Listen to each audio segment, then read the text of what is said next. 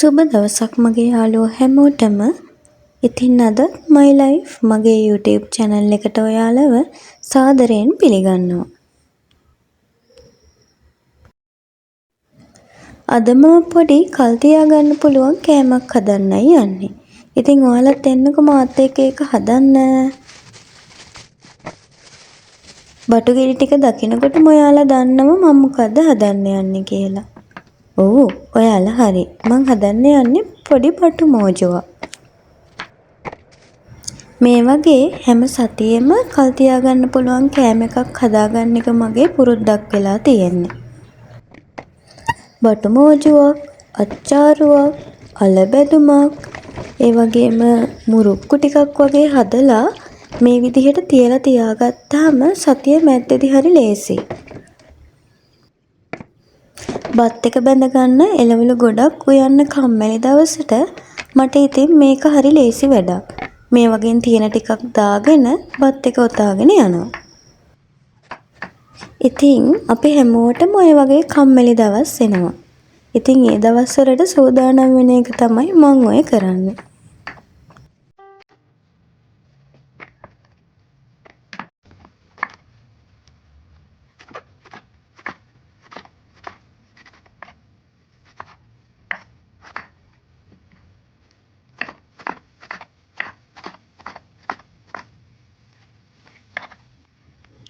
බටු ටික ওই විදිහට හොඳට සෝදලා පණුව අයින් කරලා කපාගෙන ඒකට මම දැන් මේ කහ කුඩු ටිකකුයි ලුණු කුඩු ටිකකුයි දාලා හොඳට මික්ස් කරනවා. නැත්තම් බටු වලින් කහට පිපෙනවනේ.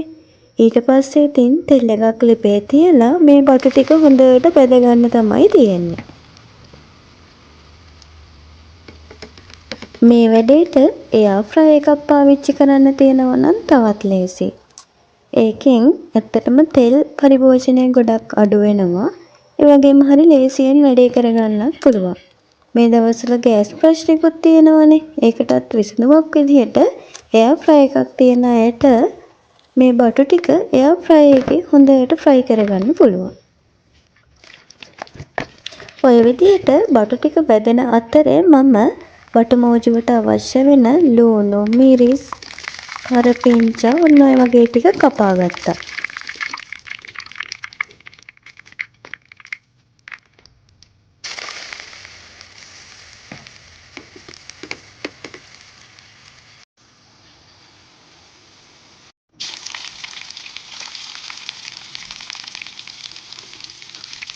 බටු ටික බදලා ඉවරනාට පස්සේ කපාගත්ත ලුණු ටික, ඒ වගේම මිරිස් ටික, කරපිංචා ටික, සුදු ලුණු ටික හොඳට දාලා ඔය විදිහට බැද ගන්න තියෙන්නේ. බැදගෙන ඉවර වෙලා ඔය ඔක්කොම ටික කලවම් කරලා මෝජුව හදා ගන්නයි තියෙන්නේ. ඉතින් හැමෝම දන්නවනේ බටු මෝජු හදන විදිය. ඔයාලා හදන විදිහටම තමයි මමත් හදන්නේ. හැබැයි අද මම මේ බටු මෝජුවට විනාගිරි පාවිච්චි කරන්නේ නැහැ. ඔය තියෙන්නේ මම ලේසියෙන් පහසුවෙන් හදාගත්ත රසම රස බටු මෝජුව තමයි.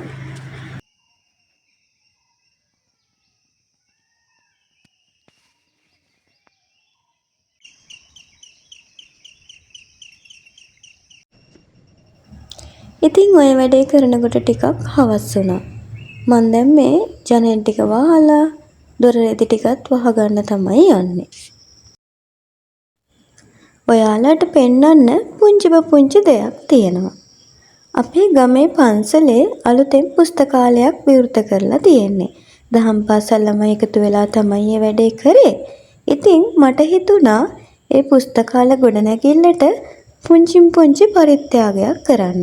ලොකුවට කරගන්න බැරි වුණත් පුළුවන් විදිහට පොත් කිහිපයක් හරි දෙන්න තමයි මම හිතාගත්තේ. ඔය දැන් ඔයාලට පේන්නේ මම මේ පරිත්‍යාග කරන්න ගත්ත පොත් ටික තමයි. බලන්න ඉතින් පොඩ්ඩ හැමෝම කියවන්න ආස පොත් ටිකක් තමයි මෙතන තියෙන්නේ. ලොකු දේවල් කරන්න බැරි වුණත් අපිට පුංචි විදිහට පුළුවන් මොකක් හරි දෙයක් කරලා කෙනෙක්ගේ අධ්‍යාපනය වැඩි දියුණු කරන්න පුළුවන් නම් ඇත්තට මේක ගොඩක් වටිනවා. මම මේ ගත්ත හැම පොතක්ම මම පුංචි කාලේ හරි ආසාවෙන් කියවපු පොත්. මේ හැම එකක්ම මම කියවලා තියෙන්නේ. ඉතින් එහෙම බලලා ගොඩාක් ලස්සන ළමයි කියවන්න ආස පොත් ටික තමයි මම තෝරලා පුස්තකාලයට පරිත්‍යාග කරේ.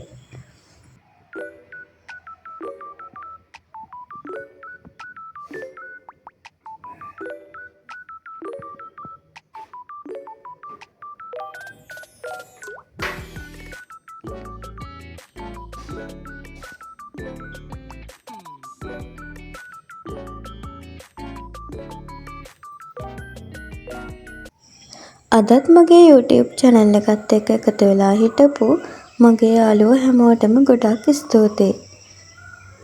ඔයාලා තාමත් මාව subscribe කරලා නැත්නම් subscribe කරලා එකතු වෙන්න කියලත් ඔයාලගෙන් ඉල්ලා සිටිනවා.